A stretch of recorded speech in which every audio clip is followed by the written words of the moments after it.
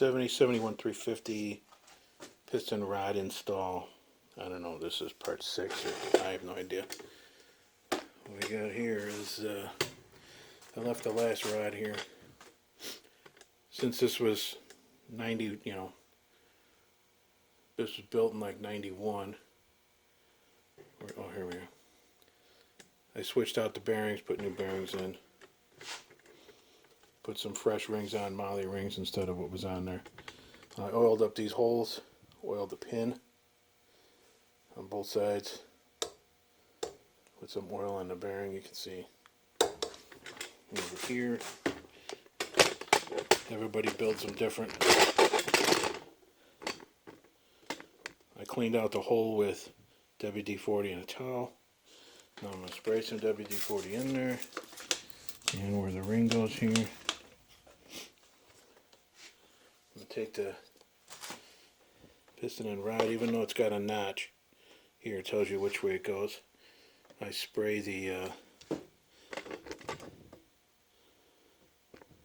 see if I can get this here. Yeah. Spray the rings, pins, whole bottom of the piston, doesn't matter. The more oil, the better.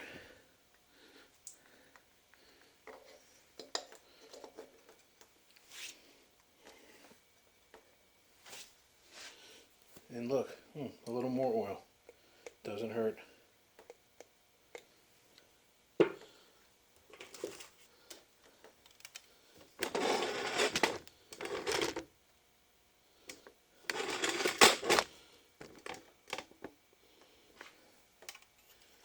And the ring compressor.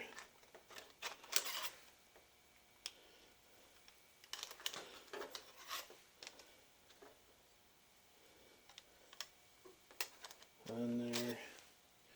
Doesn't seem to be cooperating. Because it's my last one. That's probably why.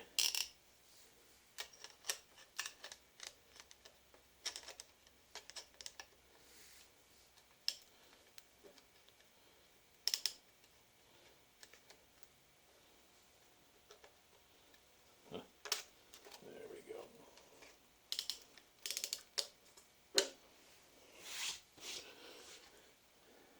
You want to make sure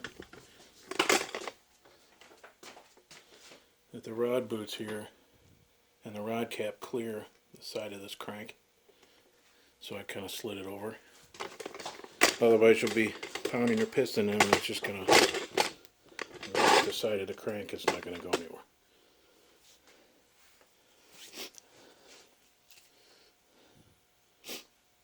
Just a rubber hammer. Seat the ring around there. Hopefully the tripod's going to be in the way, so that's what you do there. Sometimes the bearing will pop out, so when I switch around to the other side here, I'll show you that.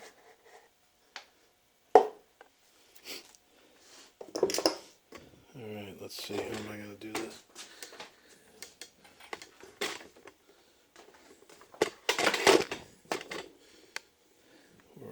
Oh yeah, there we are.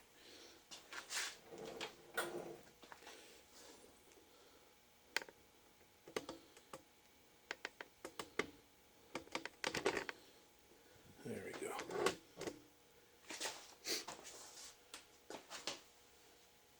What I look for is the double check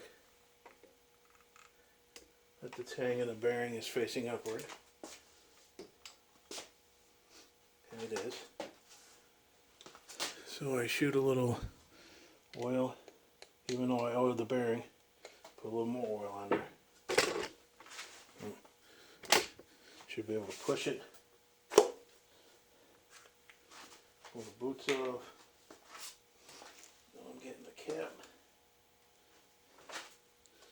Now this one side of the block, which is 2468, I don't know if you can see it. Let's see. Underneath this rod bolt is an oil hole for the crank. I always shoot some oil in there before I put the cap on. throw in extra oil when it gets start the motor up. Oil the cap. You want to make sure on this bearing you got the chamfer side and the side that's flush. Obviously the chamfer side is the side you want to put on this side, so there's extra room because of the crank. The flush side will go against this rod, and the bearing on this rod, the flush side is also here, so they're together. Chamfer, chamfer, flush, flush.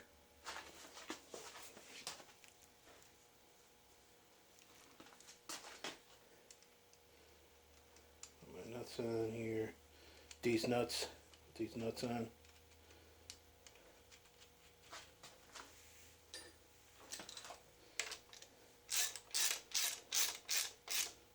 As you try and do even amount of turns on each side, you don't want to just pull the rod forward since this bolt is up.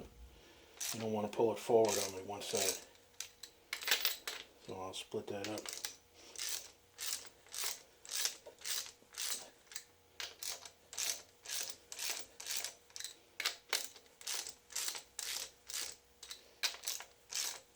The other side's tight, so I'll bring in this last 1/8 of an inch here.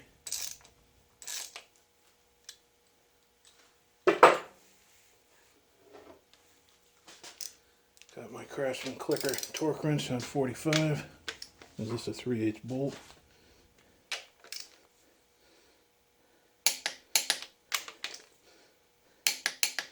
I always double check them a few times.